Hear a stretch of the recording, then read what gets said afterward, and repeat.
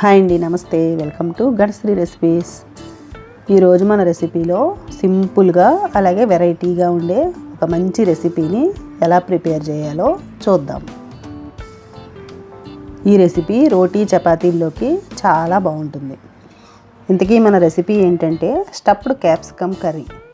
ముందుగా స్టవ్ వెలిగించి కడాయిలో 1 కప్పు శనగపిండి వేసి వేయించుకోవాలి. ఇందులో ఆయిల్ వేయక్కర్లేదు. ఇలా స్టవ్ లో ఫ్లేమ్లో పెట్టి ఆయిల్ లేకుండా వేయించుకుని దీనిని ఒక బౌల్లోకి తీసుకుని పక్కన పెట్టి చల్లారనివ్వాలి. ఈ పిండి చల్లారిలోగా ఒక పౌడర్ తయారు చేసుకుందాం. మిక్సీ జార్లో 1 స్పూను సోంపు వేసుకోవాలి. అలాగే 1 స్పూను జీలకర్ర వేసి దీనిని మెత్తగా పౌడర్ చేసుకోవాలి. ఆ పౌడర్ని ఇప్పుడు ఈ శనగపిండిలో వేయాలి. 2 స్పూన్ల పౌడర్ వేసుకోవాలి.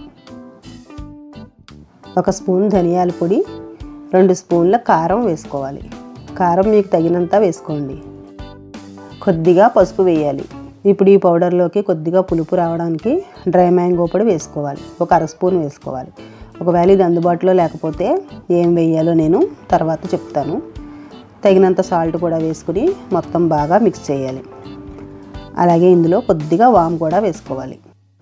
మీకు ఇష్టమైతే కొద్దిగా గరం మసాలా కూడా వేసుకోండి. ఈ పౌడర్ అంతా బాగా కలిసిన తర్వాత ఒక 2-3 స్పూన్ల ఆయిల్ వేసుకోవాలి. అంటే కొంచెం పిండి అంతా తడిసిలా వేసుకోవాలి. వేసి బాగా కలుపుకోవాలి.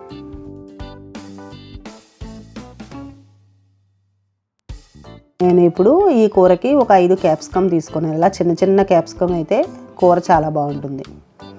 ఇప్పుడు వీటిని ఇలా మధ్యలోకి 4 పక్షాలుగా కట్ చేసుకోవాలి. బాగా కింద వరకు కాకుండా సగం వరకు కట్ చేసుకోవాలి. లేదంటే పైన తొడుగు దగ్గర కూడా తీసేసి లోపల ఉన్న గింజలు అవి తీసి అక్కడ కూడా స్టఫింగ్ చేసుకోవచ్చు. ఇలా మీకు నచ్చిన విధంగా కట్ చేసుకుని పక్కన పెట్టుకోవాలి. ఇందులోంచి తీసిన గింజలను పారేయకుండా మళ్ళీ ఈ పౌడర్లోనే కలిపేయాలి. ఇలా అన్నీ కట్ చేసిన తర్వాత ముందుగా మనం కలిపి పెట్టుకున్న ఈ పౌడర్ని ఈ క్యాప్సికమ్లోకి స్టఫ్ చేసుకోవాలి.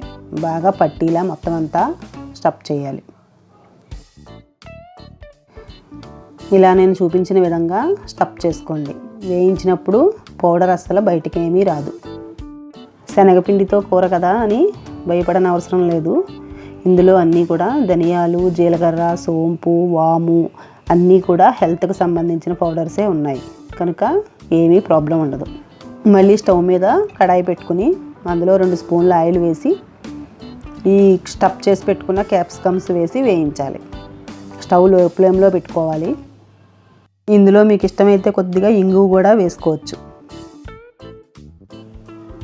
దీని మీద మూత పెట్టి కాసేపు మగ్గనివ్వాలి. ఇలా అన్ని వైపులా తిప్పుతూ వేగనివ్వాలి. డ్రై మ్యాంగో పొడి కనుక మీకు అందుబాటులో లేకపోతే మొత్తం కర్రీ అంతా అయిపోయాక స్టవ్ ఆఫ్ చేసుకుని అప్పుడు 1 స్పూన్ నిమ్మరసం పైన వేసుకోండి, సరిపోతుంది. ఒక 2-3 నిమిషాల్లో ఇలా బాగా మగ్గిపోతాయి. ఇలా బాగా ఫ్రై అయిన తర్వాత ఇంకా మిగిలి ఉన్న శనగపిండిని కూడా వేసేసి మొత్తం అంతా బాగా కలిపి కొద్దిసేపు మగ్గనివ్వాలి.